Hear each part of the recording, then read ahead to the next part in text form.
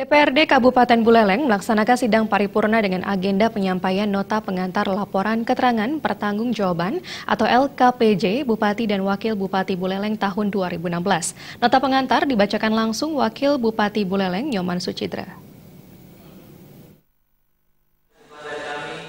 Sidang DPRD Buleleng dengan agenda penyampaian nota pengantar laporan keterangan pertanggungjawaban LKPJ Bupati dan Wakil Bupati Buleleng tahun 2016 dipimpin langsung Ketua DPRD Buleleng Gede Supriyatna dan dihadiri sebanyak 32 anggota DPRD serta jajaran SKPD di Kabupaten Buleleng. Dalam sidang tersebut, nota pengantar dibacakan langsung Wakil Bupati Buleleng Nyoman Sucidra terkait hasil dari kinerja dalam program 12 PAS. Wakil Bupati Buleleng Nyoman Sucidra mengatakan, semua program mulai dari perencanaan, pelaksanaan hingga kontrol sudah disampaikan secara transparan melalui LKPJ tersebut. Wakil Bupati menambahkan hampir seluruh kinerja pemerintah di atas 90%, hanya saja masih ada yang tersisa karena masih proses pengerjaan.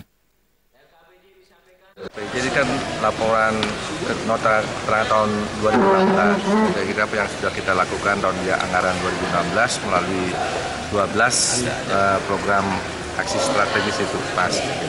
Apa yang telah kita capai, dan itu kita sampaikan, baik itu dari perencanaannya, kemudian pelaksanaannya, kemudian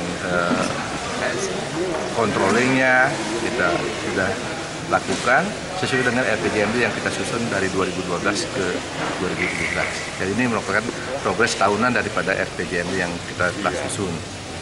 Dan langsung karena apa yang telah disampaikan, baik itu perencanaan, kemudian pelaksanaannya, progres pekerjaannya, kemudian outputnya telah kita sampaikan secara terang benderang, dan langsung karena itu hasilnya sesuai dengan yang tadi kita laporkan. Sementara itu, LKPJ langsung diserahkan kepada Ketua DPRD Kabupaten Buleleng, Gede Supriyatna, untuk didalami dan disetujui isi dari LKPJ yang disusun oleh eksekutif tersebut.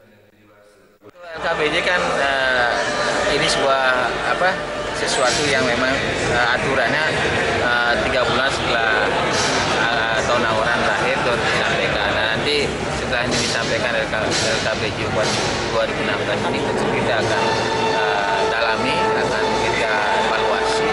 Nanti tentu DPRD akan menyampaikan rekomendasi terkait dengan LKPJ Bupati tahun 2016. Dalam sidang tersebut juga disampaikan keputusan KPU tentang penetapan PAS sebagai pasangan terpilih dalam pemilu Februari lalu. Komang Yuda, Pali TV.